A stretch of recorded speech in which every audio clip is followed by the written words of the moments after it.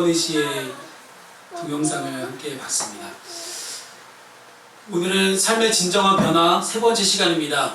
지난주에는 변화가 아닌 것에 대해서 함께 말씀을 나눴습니다. 참고로 이번 주에도 말씀드리면 원래 교회 탐방보고서에 설교 요약하는 칸이 있죠? 네. 지금 하지 마세요. 지금 하지 마시고 제 설교 동영상이 다 유튜브에 올라가니까 거기서 보시고, 오늘은 그냥 마음 편히 들으시고 집에 가셔서 유튜브를 보시면서 요약하시면 될 것 같아요. 그리고 제 설교 요약하기 편해요. 첫 번째, 두 번째, 세 번째로 딱딱딱 나눠주거든요. 그러다 보면 크게 쓰면 되는 거니까. 그리고 그 요약 내용이 그렇게 중요하지 않습니다. 교회를 갔다 왔냐가 중요하기 때문에 너무 걱정하지 마시고 그냥 편안하게 들으시면 될 것 같습니다. 지난주에 저희가 변화가 아닌 것은 뭐라고 했냐면, 상황과 조건의 변화는 변화가 아닙니다. 내가 돈이 없다고 해서 하나님 저에게 돈을 많이 벌 수 있도록 저에게 돈을 많이 주세요, 아니면 돈을 많이 달라, 아니면 내가 돈이 많아지게 해주세요, 뭐 기타 등등 굉장히 다양한 기도 제목을 하나님께 올려드렸을 때 하나님께서 나에게 돈을 많이 주신다면 내가 과연 정말로 진정한 내 삶의 변화를 체험한 걸까요? 내 상황과 환경의 변화는 변화가 아니라는 거예요. 두 번째, 어떤 것이 변화가 아니냐면 전심이 아니라 진심만으로는 변할 수가 없습니다. 여기서 전심과 진심의 차이에 대해서 제가 지난주에 말씀을 드렸는데, 전심이라는 것은 나의 전부를 걸 수 있는 모든 것이에요. 여기서 전부라고 하는 것은 내 시간, 에너지, 모든 노력, 내가 할 수 있는 모든 최선을 다해서 이거 아니면 안 됩니다 할 정도로 전부를 걸 수 있는 것, 그런 것이 바로 전심입니다. 그 진심은 무엇이냐면 진심으로 뭔가를 하려고는 하지만 전부는 아닌 거예요. 전심과 진심의 차이가 좀 느껴지시나요? 그래서 전심이 아닌 진심만으로는 변화될 수가 없습니다. 왜 삶의 진정한 변화에 대해서 제가 오늘이 마지막 시간인데 3주 연속으로 이 말씀을 나누냐면, 계속해서 우리가 보고 있는 이 본문 말씀이 천국에 관한 거예요. 천국이 어떤 곳이냐, 우리가 지금까지 생각할 때 천국이라는 곳은 예수 믿고 교회 다니면 천국 가는 줄 알고 있었거든요. 그런데 지난주에도 이제 제가 안산대학교 세모외과 학생 이제 아줌마도 있고 아가씨도 있고 우리 아저씨 같은 청년도 있어요. 담배 엄청 펴대요. 조금만 친했으면 혼날 텐데 얘네는 저한테 엄청 혼나거든요. 고등학생들이에요. 고1인데 좀 늙어 보이죠? 그러지 마. 그만할까? 머리 스타일이 둘 똑같죠? 요즘에 다 이래요, 다. 지난주에 그분들과 함께 이야기를 이제 식사를 하고 나서 차 마시면서 이야기를 나누다가 혹시 교회 다녀보셨어요? 여쭤봤더니 다 교회를 다녀보셨다는 거예요. 그러면 지금은 왜 안 다니세요? 교회 다니는 사람한테 실망해서요. 전 되게 감사했어요. 교회 안 다니게 감사하냐고요? 왜 감사했냐면 예수님 때문에 실망해서 떠난 게 아니더라고요. 예수님이 싫어서 예수님 때문에 실망해서 교회를 떠났다면 돌아올 가능성이 없지만, 예수 믿는 사람 때문에 실망해서 떠난 거라면 얼마든지 예수 잘 믿는 사람이 옆에 있으면 얼마든지 교회를 다시 나올 수 있겠구나라는 그런 희망이 생겼어요. 왜 삶의 진정한 변화가 필요할까? 오늘 마가복음 9장 38절부터 50절까지 이 본문 말씀에는 예수님이 본인이 직접 천국에 대해서 지옥에 대해서 설명을 하고 계세요. 여러분, 성경 말씀 가운데 지옥이라는 곳을 자세하게 설명한 곳이 별로 없어요. 진짜 별로 없어요. 지옥이 어떻다라고 우리가 상상하는 그 모든 지옥들, 그런 지옥에 대한 자세한 묘사가 성경 그 어디에도 없습니다. 우리가 봤던 모든 영상, 이미지들은 다 사람이 상상력으로 창작해낸 그런 이미지들 뿐입니다. 그럼 지옥이 어떤 곳일까? 저는 죽지 않고서도 지옥을 경험한 사람들을 만났어요. 누구냐면 아까 예수 믿는 청년 김건희 씨의 동영상을 보셨죠? 거기 나온 사람들, 그러니까 김건희 씨가 아버지, 어머니라 부르는 그 사람들이 사는 게 지옥이에요. 여러분, 우리가 너무 힘들고 지치고 뭐 어떻게 해도 할 수 없는 그 절망 가운데 완전히 빠져있을 때 선택할 수 있는 것이라고는 진짜 죽고 싶다라는 말밖에 안 나올 때 그게 바로 지옥이잖아요. 여러분, 지옥이 다른 게 아니에요. 내가 하나님께서 만드신 나라는 사람이 과연 어떤 상태에 있느냐, 그것이 바로 지옥을 뜻합니다. 그래서 저는 예전에 이제 저도 여러 가지 이제 목회자의 길을 걸어가면서 많은 봉사를 다녀봤고, 이제 신학대학원을 가기 전에 일반 대학을 다닐 때도 여러 가지 봉사를 다녀요. 봉사를 다니다 보면 항상 이제 저렇게 어려운 분들을 만나는데, 에휴, 하루하루 먹고 사는 게 그냥 힘들어. 아유, 지옥 같아 그냥. 아유. 근데 그분들이 과연 지옥이라는 걸 알고 얘기할까요? 몰라요. 그분들이 예수 믿는 분들도 아니에요. 그런데도 불구하고 지옥이라는 것을 너무나 쉽게 표현을 하고 있어요. 이미 우리의 삶 속에 지옥이라는 것은 그렇게 여러 가지 동영상, 이미지로 그렇게 상상하지 않아도 충분히 우리의 삶 속에 가까이 다가와 있는 것이 지옥입니다. 그렇다면 천국은 어떤 것일까? 천국이라는 것에 대해서 뭐 가끔씩 뉴스에 보면 천국을 다녀왔다는 사람들, 죽어서 자기의 영혼이 빠져나가서 천국을 갔다 왔다는 사람들이 그런 동영상이 나오고 있는데, 저는 안 믿습니다. 왜냐하면 전혀 성경적이지 않아요.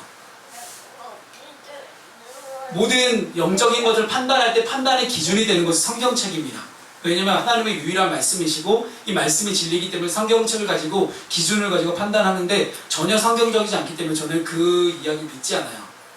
근데 믿지 않는데 어쨌든 그 사람들의 주장은 이래요. 천국에 갔더니 금문보화가 널렸다는 거야. 저는 그 동영상을 보면 그 생각을 했어요. 저 사람이 갔던 천국에서 금문보화가 많다는 거는 지금 이 사람이 이 땅에 살면서 금문보화를 바라보며 살고 있구나. 우리가 꿈을 꾸잖아요. 꿈을 꾸는 것은 우리가 잠을 자기 전에 내가 생각했던 것, 내가 바라고 있던 것들이 내 무의식 상태에서 나에게 투영되는 거예요. 그것이 꿈으로 나타나거든요. 저는 그 사람이 꿈을 꿨다고 생각이 됩니다. 여러분들이 바라고 있는 천국은 어떤 것입니까? 실제로 천국에 가면, 천국이라는 것은 남자와 여자라는 것이 구분이 안 되고요. 그리고 지금은 제가 이 친구들보다 나이가 많지만 같이 천국 가면 나이가 많고 적으면 상관없어요. 가면 이제 성경 속에 나오는 이제 믿음의 조상이라고 하는 아브라함 할아버지, 보통 어린애한테 할아버지라고 표현하는데, 왜냐면 할아버지니까 아브라함 할아버지나 저나 도찐 개찐이에요. 똑같아요. 근데 수많은 천국에 대한 묘사들이 있지만 지금 여러분들이 살고 있는 이 시대 가운데 여러분 천국을 경험하고 있습니까? 성경은 지금 우리가 살면서 이 땅에서 천국을 경험할 수 있다고 이야기를 하거든요. 근데 우리는 자꾸만 내가 죽어서 천국 간다고 생각을 하고 살아요. 지금까지 한국교회가 많은 사람들에게 나가서 전도를 하면서 어떻게 전도하냐면 예수 천당 불신종 많이 들어보셨죠? 맞아요. 문자 그대로는 맞아요. 예수 믿으면 천국 가고 예수 믿지 않으면 지옥 간다. 그냥 의미만 놓고 보면 맞는 말이지만 과연 그것이 지금의 이야기냐, 지금 나의 삶에 정말로 관련된 이야기냐, 지금 내 삶에 정말 밀접하게 관련된 이야기냐, 아니면 단순히 먼 미래에 내가 나중에 할머니가 쭈그렁 생겨갖고 이제 주름살 생겨갖고 내가 나중에 죽을 때 그때 이야기냐. 굉장히 중요한 측면입니다. 예수 믿는 사람이라고 했는데 예수 믿는 사람은 전혀 행복하지 않아요. 그럼 도대체 그 사람을 보고서 누가 예수를 믿겠어요? 교회 다니는 사람이라고 이야기하고 예수 믿는 사람이라고 이야기는 하지만 그 사람이 전혀 행복하지 않고 늘 얼굴을 찡그리고 다니고 늘 불평과 불만적인 목소리만 쏟아내고 있다면 과연 그 사람을 바라보고 있는 다른 수많은 사람들이 예수를 믿고 싶다는 마음이 들까요? 안 든다는 거예요. 결론은 하나겠죠. 그렇게 예수 믿는다고 이야기하는 그 사람은 예수를 믿지 않는 거예요. 정말로 예수를 믿는 사람이면 그럴 수 없거든요. 만약에 혹시 여러분 가운데 예수 믿는 사람 때문에 상처받고 예수 믿는 사람 때문에 실망했던 경험이 있으시다면 지난주 그분들처럼 그분들이 만났던 그 사람들은 상처를 줬던 그 사람들은 예수님을 믿지 않는 겁니다. 예수 믿는 걸 어떻게 알 수 있냐? 아니 목사님 그 사람이 예수 믿지 않는지 어찌 목사님 그 사람 마음속에 들어가 보셨어요? 안 봐도 알아요. 하는 거 보면 알거든요. 제가 한 달 전에 했던 설교의 제목이 그거였어요. 믿음은 행동으로 증명된다. 만약에 요즘 그 슈퍼컴퓨터가 하도 좀 이상해서 일기예보가 틀릴 때도 있지만 그래도 지금 태풍이 몰려오고 있다는 일기예보가 왔어요. 오늘 오후에 반드시 비가 와요. 그럼 우리는 어떡합니까? 당연히 우산을 들고 나가겠죠. 그게 믿음이에요. 비가 온다는 걸 나는 믿고서 내 행동을 우산을 가지고 나가는 내 행동으로 난 실천해서 옮긴 거예요. 여러분 이게 믿음입니다. 그렇다면 예수님을 믿을 때 예수 그리스도를 정말 믿는 사람이라면 전혀 다르게 행동할 수 있어야 돼요. 누군가를 상처 주는 행동, 그런 행동이 아니라 하나님께 기쁨이 되어지는 행동을 하고 살아가야 되는데 그렇지 못했다는 겁니다. 그렇다면 정말로 예수 믿는 사람이란 누군가, 예수님을 믿고 삶의 진정한 변화를 체험한 사람들은 어떤 사람들인가. 그래서 지난주에 변화가 아닌 것에 대해서 함께 나눌 거, 오늘은 정말로 삶의 진정한 변화가 무엇인지에 대해서 세 가지로 말씀을 나누겠습니다. 첫 번째는 나의 삶의 나의 인생 가운데 나의 참된 주인이 바뀌었는가요? 여러분 삶의 주인은 누굽니까? 당연히 여러분 자신이죠. 내 삶의 주인이 나라는 것은 내가 하고 싶은 대로 산다는 거예요. 내가 자고 싶으면 자고, 먹고 싶으면 먹고, 놀고 싶으면 놀고, 게임하고 싶으면 게임하고, 내가 하고 싶은 대로 하고 살아가는 거예요. 그것이 바로 내 삶의 주인이 나라는 결정적인 증거입니다. 그런데 예수님께서는 누가복음 9장에 굉장히 돈이 많은 사람이 예수님을 찾아옵니다. 예수님, 어떻게 하면 영생을 얻을 수 있겠습니까? 누가복음 9장에 나오는 그 부자 관원은 뭐라고 이야기하냐면 자기가 돈은 많아요. 온 세상 사람들이 부러워할 만큼 내가 돈을 많이 가졌는데 뭔가 이상하게 허전하고 마음속에 채워지지 않는 걸 느끼는 거예요. 그래서 이 사람이 그때 당시에는 이 유대교를 믿는 사람들은 하나님께서 주신 율법, 계명, 반드시 지켜야 될 행동 수칙들을 잘 지키면 영생을 얻을 수 있다고 했어요. 그런데 그렇게 랍비라고 하면 유대인들 사이에서 선생님을 말합니다. 성경 말씀을 가르치는, 구약 성경을 가르치는 선생님들을 랍비라고 표현하는데, 이 랍비들이 아무리 와서 자기에게 말씀을 가르쳐주고 이렇게 하면 영생을 얻습니다, 하나님께 택함 받습니다, 하나님께 구원받습니다, 이렇게 이야기를 하는데 불구하고 뭔가 허전한 거예요. 그래서 예수님을 찾아옵니다. 예수님, 어떻게 하면 영생을 얻을 수 있겠습니까? 그런데 예수님 대답이 너무 간단해요. 네가 가지고 있는 그 수많은 재산을 다 팔아서 가난한 사람에게 나눠줘라. 그리고 너는 다 버리고 너는 나만 쫓아와라. 그렇게 말씀하십니다. 이 사람은 충격을 받죠. 내가 이 돈을 어떻게 모았는데, 내가 이 모든 사람들이 부러워할 만한 이 돈을 내가 어떻게 모았는데 이걸 어떻게 사람들에게 다 나눠줍니까? 고민에 빠지죠. 결국 그 부자 관원의 선택은 어떻습니까? 예수님을 따르지 않고 자기의 재물을 쫓아갔더라 라고 성경은 기록하고 있습니다. 여러분, 참된 주인이 바뀐다는 건요, 내 삶의 전부가 송두리째 바뀐다는 걸 의미해요. 지금 내가 갖고 있는 모든 거, 내가 갖고 있는 돈부터 시작해서 내 마음, 내 재산 먹는 1호, 2호, 내 남자친구까지 내가 내 마음대로 다 할 수 있다고 생각했는데 이제는 내 마음대로 하는 것이 아니라 하나님 마음대로 하고 사는 것, 그것이 바로 참된 주인이 바뀌어지는 결과입니다. 주님께서 그 누가복음 9장의 부자 관원에게 이렇게 말씀하십니다.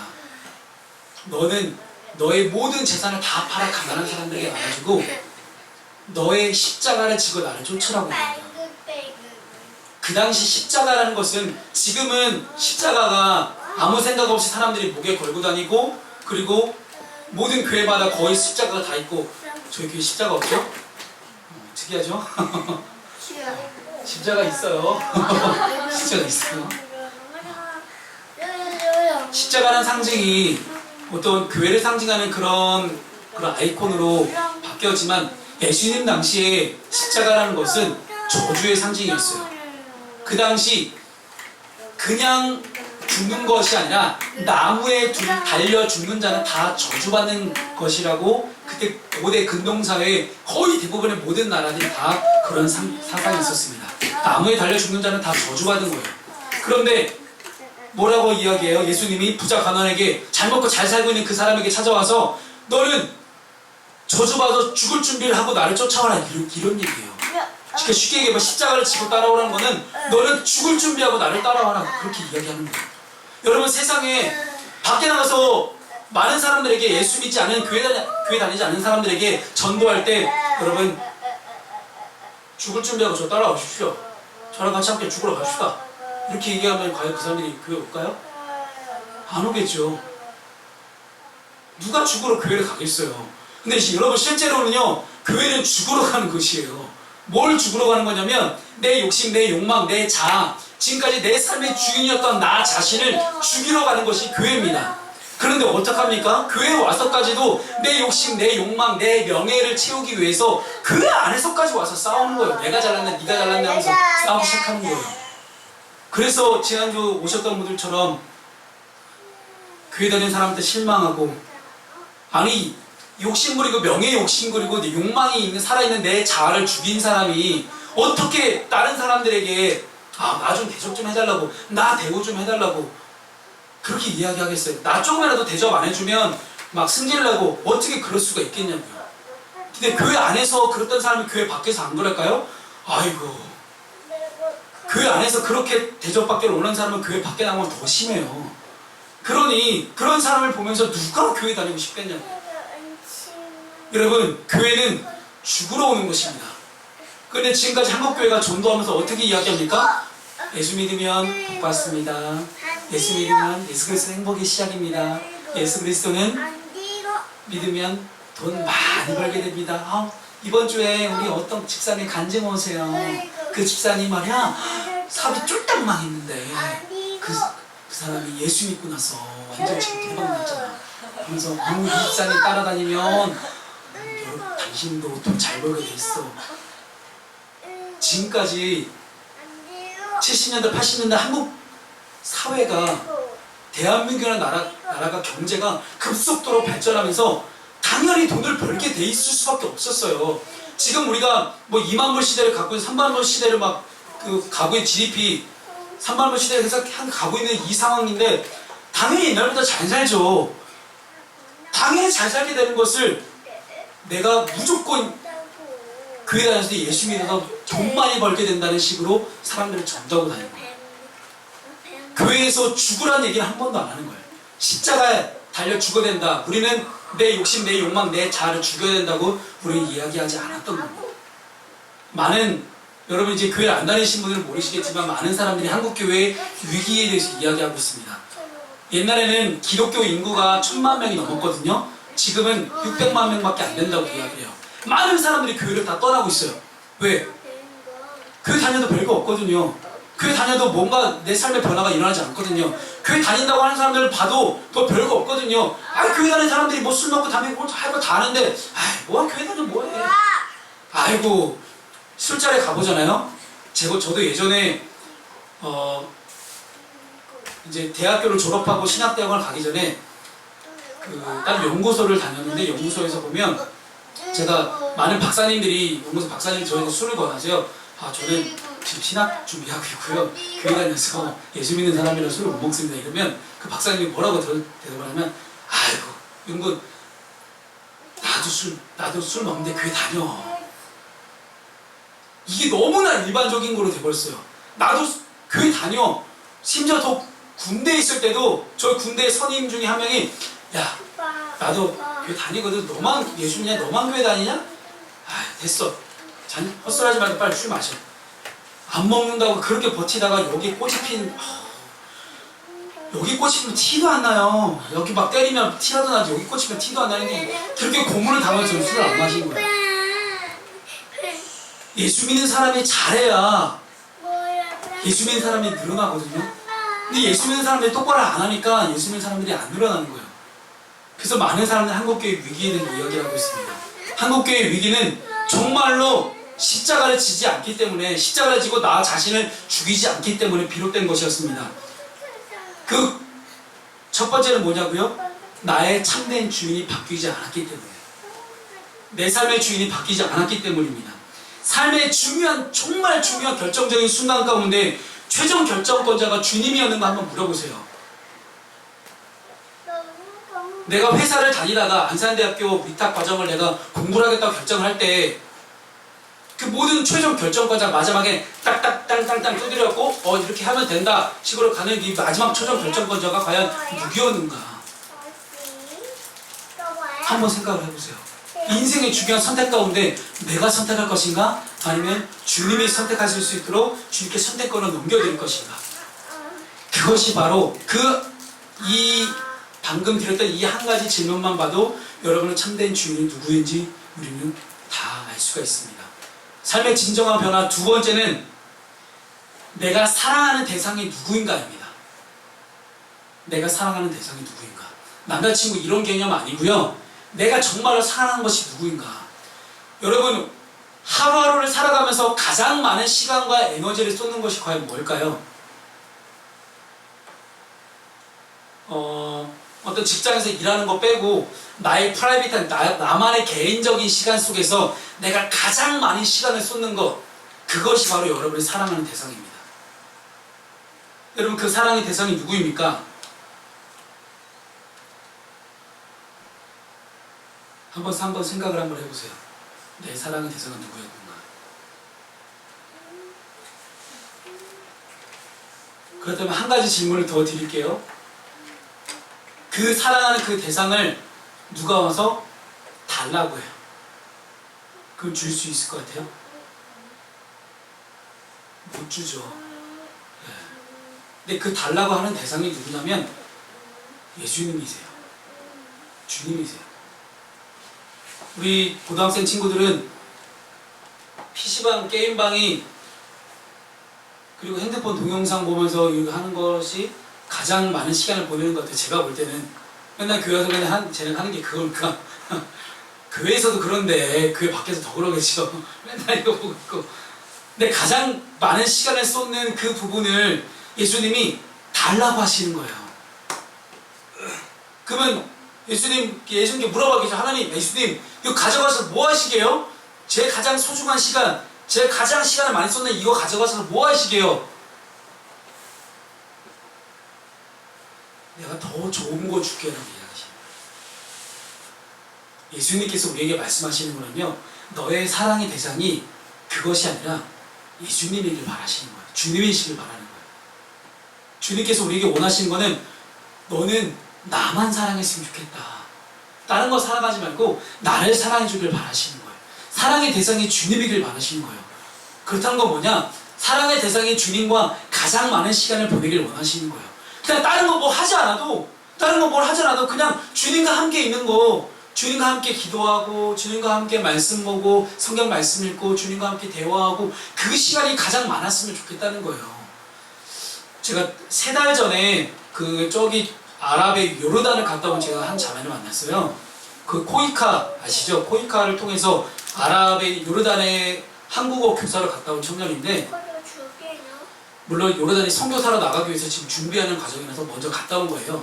다른 직업을 가지고. 왜냐면 그런 이슬람권에 있는 나라들은 기독교인이 못 들어가기 때문에 거기서 기독교를 전하기 시작하면 바로 쫓겨나 추방당해요. 그런데 그 자매가 이야기하는 게 뭐냐면 요르단 사람들은 가끔씩 보면 아무 생각 없이 그냥 앉아있대요. 그래서 왜 멍하니 앉아있냐 물어보면 오히려 이렇게 되물어본다는 거예요. 왜 꼭 뭘 해야 돼? 한국 사람들은 도저히 이해가 안 되는 거예요. 우리는 뭔가를 해야 되거든요. 가만히 앉아있으면 핸드폰이라도 봐야 돼요. 뭐라도 해야 돼요. 그런데 그 사람들은 가만히 앉아있는 거예요. 와, 그 얘기를 듣는데 저도 충격적이었어요. 한국 사람은 항상 빨리빨리 뭔가를 해야 돼. 뭔가를 하지 않으면 안 된다는 그 강박관념에 시달리고 있는 사람이 한국 사람인 것 같아요. 아, 정말 신기해요. 그런데 이슬람 사람들은, 이슬람교를 믿는 그 알라시를 믿는 그 무슬림들은요, 뭐라고 얘기하냐면 아무것도 하지 않고 가만히 있어서, 가만히 있는 채 알라시를 자기는 지금 함께 있다고 느낀다는 거예요. 알라시와 그 순간만을 즐기는 거예요. 지금 전 세계 인구가 70억인데 70억 중에 개신교가 있고, 우리가 지금 개신교, 가톨릭, 불교, 유교, 힌두교, 이슬람교, 무슨 종교, 이렇게 굉장히 많은 종교들이 있지만, 이 수많은 종교들 가운데 가장 빠르게 확산되고 가장 많이 숫자가 늘어나고 있는 종교가 이슬람교입니다. 어마어마합니다. 우리가 IS라는 그런 테러 단체 때문에 이슬람에 대해서 좀 오해를 하고 있지만, 실제로 이슬람교의 교리나 그 경전이 쿠란을 읽어보면 굉장히 평화로워요. 그리고 성경하고 거의 70%가 비슷합니다. 성경에 있는 내용 중에 70%가 다 거기 들어가 있어요. 예수님도 12성인 중에 한 명이에요. 쿠란에서는. 근데 이슬람교는 원래 평화의 종교였기 때문에 정말로 이슬람교를 평화적으로 잘 믿는 사람들은 달라요. IS나 그런 단체들은 좀 다른데, 9.11 테러를 일으키는 그런 단체들은 진짜 극단적인 애들이고. 무슨 말씀을 드리고 싶냐면, 우리는 뭔가를 하기 전에, 내가 뭔가를 해야 된다는 강박관념에 시달리기 전에 하나님과 주님과 그냥 함께 있는 그 순간을 즐기는 것, 그런 사람이 됐으면 좋겠습니다. 마지막 세 번째, 삶의 진정한 세 번째는요, 내가 진리 안에서 참 자유를 누리는 것입니다. 성경 말씀에, 요한복음 말씀에 이렇게 기록합니다. 진리를 알지니 진리가 너희를 자유케 하리라. 진리를 알지니 진리가 너희를 자유케 하리라고 말씀하시는데, 우리가 그 진리 안에서 참 자유를 누립니다.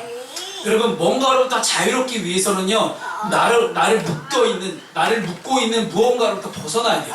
그것이 바로 자유잖아요. 근데 나를 묶고 있는 것이 무엇이냐? 나를 묶고 있는 거, 내 욕심, 내 욕망, 내 자아들, 뭔가를 하겠다는 열망들, 욕심들, 그런 것들로부터 내가 자유로워지기 위해서는, 그리고 가장 결정적으로 이야기하면 죄로부터 자유해질 수 있는가예요. 많은 청년들을 만나서 제가 상담을 하다 보면, 이제 예수 믿는 청년들이 저한테 그런 이야기를 해요. 목사님, 도대체 이 죄를 이길 힘이 없습니다. 도대체 이 죄의 문제를 어떻게 해결할 수가 없어서 어떡할까요? 어떤 청년들은 좀 음란한 죄까지도 저한테 다 고백을 하고요. 물론 그 성당에서 고해성사 하듯이. 근데 그런 고해성사는 이렇게 고해성사하면 이렇게 거기서 바로 죄사함이 이루어지잖아요. 그 말도 안 되는 거, 사람이 어떻게 죄사함을 합니까? 주님만이 할 수 있는 게 죄사함입니다. 그런데 그런 죄를 저에게 다 이야기할 수 있는 거는 왜냐면, 저랑 같이 제자훈련하는 친구들이에요. 성경 말씀 가지고 제자훈련하고 있는 공부하는 친구들인데, 제자훈련을 처음 시작할 때 서로 솔직하게 모든 것을 다 주님 안에서 털어놓기 이야기해요. 그리고 그 함께 나눠진 내용들은 밖에 가서 이렇게 이야기하지 않기로, 이렇게 이제 이야기를 하거든요. 그렇게 제자훈련 시작하는데, 제가 제자훈련을 이제 2009년부터 지금까지 계속해서 하면서 많은 사람들의 이야기를 들어요. 근데 대부분 공통적인 이야기는 뭐였냐면, 내가 이 죄를 이길 수 있다고 생각을 하는 거예요. 사람이 죄를 이길 수 있다고 생각을 하면서 어떻게든 그냥 말씀을 읽고 기도하면서 이걸 해결할 수 있다고 생각을 하고 살아온 사람이 너무나 많습니다. 근데 여러분, 사람이 죄를 이길 수는 없습니다. 죄라는 것은, 우리로 하여금 죄를 짓게 만드는 것은 사탄 마귀가 우리로 하여금 죄를 짓게 만드는 거거든요. 하나님께서도 하나님의 생각과 뜻을 우리 마음속에 심어주는데, 사탄과 마귀도 똑같이 죄를 짓게 만드는 생각을 우리 마음속에, 생각 속에 심어줘요. 처음에 선악을 알게 한 나무의 열매, 선악과를 하와가 따먹을 때도 하와가 보기에 먹음직도 하고 보암직도 하게 만드는 거 처음에 맨날 보고 사는 거였는데 맨날 늘 매일매일 보고 살고 있던 그 선악과의 그를 보면서 아무 생각이 없었는데 갑자기 뱀이라는 녀석이 나타나서 사탄 마귀죠. 뱀이라는 녀석이 나타나서 하와를 꼬드깁니다. 진짜 이거 먹지 말라고 했냐? 아니야. 니네 이걸 먹으면 하나님처럼 될 수 있어. 근데 하나님이 너희가 하나님처럼 되는 걸 두려워해서 이걸 먹지 말라고 한 거야. 여러분 하나님처럼 되는 게 뭔지 아세요? 하나님처럼 막 전지전능한 능력이 있다는 게 아니고 하나님은 하나님 뜻대로 다 하시거든요. 여러분도 여러분 뜻대로 마음대로 하시잖아요. 하나님처럼 된 거예요. 죄라는 건 다른 게 아닙니다. 내가 하나님처럼 되고 싶은 거 어떤 거대 막 아이언맨처럼 쫙 날아다니면서 막 공산 쏘는 그런 능력 말고 내가 내 뜻대로 하고 싶은 대로 살고 사는 거, 내가 하고 싶은 대로 하고 사는 게 그게 하나님처럼 되는 거예요. 그게 죄라고 성경은 이야기를 해요. 그 죄를 지었을 때 하와는 그 유혹에 넘어가게 되죠. 그리고 죄를 짓게 됩니다. 우리가 살아가면서 많은 죄를 짓고 살아갑니다. 수많은 생각들 우리에게 자꾸만 막 스물스물 들어오죠. 막 어떤 남자 청년은 저한테 이렇게 이야기했어요. 목사님 혼자 있으니까 미치겠어요. 자꾸 야동 보고 싶고요. 자꾸 막 그런 막 안 좋은 그림 그리면 자꾸 제 머릿속에 떠다녀요. 그치? 왜 떠다니는 줄 알아? 네가 네 두 눈으로 봤기 때문에 떠다니는 거야. 남자는 시각에 굉장히 약하거든요. 그래서 그 친구가 저한테 그렇게 고백을 하면 목사님 기도하려고 눈만 감으면 자꾸 야동의 장면이 떠올라요. 어떡해요? 그래서 제가 그렇게 이야기했어요. 너 혼자 힘으로 절대 이길 수 없다. 너는 죄를 이길 수 없기 때문에 성령님께 위탁해야 된다. 맡겨야 된다. 근데 성령님께 완전히 맡기지 않으면 너는 절대 절대 못 고친다고 저는 이야기했어요. 성경이 그렇게 기록하고 있거든요. 죄라는 것은 우리가 이길 수 있는 그런 것이 아니에요. 왜냐하면 사탄과 마귀가 우리보다 더 월등히 뛰어나요. 근데 사탄과 마귀는 우리를 유혹해서 뭔가 잘못된 길로 빠져들게 하는데 그 순간은 우리는 몰라요. 내가 잘못된 길로 빠져들기는 것조차를 몰라요. 무당을 하시던 집사님이 있어요. 지금은 예수 잘 믿는 집사님이신데 몇 년 전까지 무당을 하셨어요. 이 근처에서. 그 집사님과 같이 만나서 이야기하다 보면 그 집사님 저한테 분명하게 자기가, 저는 그런 신을 안 믿어봤으니까 자기가 동자신을 섬겼는데 동자신을 섬겼을 때 그 동자신이 동자신을 통해서 뭔가 돈을 잘 벌잖아요. 결국 그 돈 때문에 다시 망하게 한다는 거예요. 여러분 이 앞에도 지금 깃발 걸렸는데 저 깃발 걸린 집은 짝퉁이에요. 쉽게 얘기해요. 그 집사님은 한 번 그 영의 세계가 열렸던 분이라 무당의 세계에 계셨던 분이라 이분이 좀 실제 신내림 받은 분이에요. 그래서 신내림 받은 분들은 이게 진짜 신내림 받은 데인지 안 받은지 딱 보면 안 돼요. 근데 그분이 1년 동안 이 본호동 돌아다니면서 점집마다 기도하고 다니시고 예수 그리스도만이 진짜 구세주입니다라고 붙이고 쪽지를 붙이고 다녔더니 1년 안에 지금 3개가 망했어요. 점집이. 진짜 하나님이 참 신이라는 것을 분명하게 증거하고 다니시는 거예요. 그분은 자기가 동자신 섬겨봤기 때문에 이 사탄 마귀들은, 귀신들은 어떻게든 사람을 골탕 먹이고 무너뜨리려고 노력하는 사람이 사탄 마귀입니다. 이 귀신들은 그래서 점집 찾아가봐서 좀 봐봐야 소용없어요. 당장엔 잘 될 수 있죠. 근데 결국은 망해요. 그 집사님이 무당을 하면서 그런 걸 너무 많이 봤다는 거야. 한 번은 그 동자신이 나 잠깐 일본 갔다 올게 하더니 일본 갔다 오더니 그 앞에 의뢰인이 있잖아요. 지금 네 남편 바람 피고 있어 일본에서. 그렇게 얘기를 다 해준다는 거예요. 실제로 막 그런 일이 정말 일어나고 막 집사님이 여기 딱 앉으셔갖고 저랑 커피 한잔 하면서 그 얘기 하시는데 막 소름 끼쳐갖고 근데 그 집사님이 그러시더라고요. 정말로 참 신이 누구냐? 하나님이시다는 걸 자기가 믿고 보니까 알겠다는 거예요. 여러분 죄의 문제는 꼭 해결해야 될 문제입니다. 지금 우리의 인생에 있어서 가장 시급한 문제, 결혼하는 거 아니에요. 결혼이 시급하지 않아요. 결혼 하나님 때가 되면 다 하게 돼 있습니다. 결혼보다 가장 시급한 문제는 죄의 문제입니다. 이 죄의 문제가 해결되면 그 순간부터 하나님이 주인 되셔서 하나님 마음대로 하나님 뜻대로 다 열어가 주세요. 하나님 다 해결해 주세요.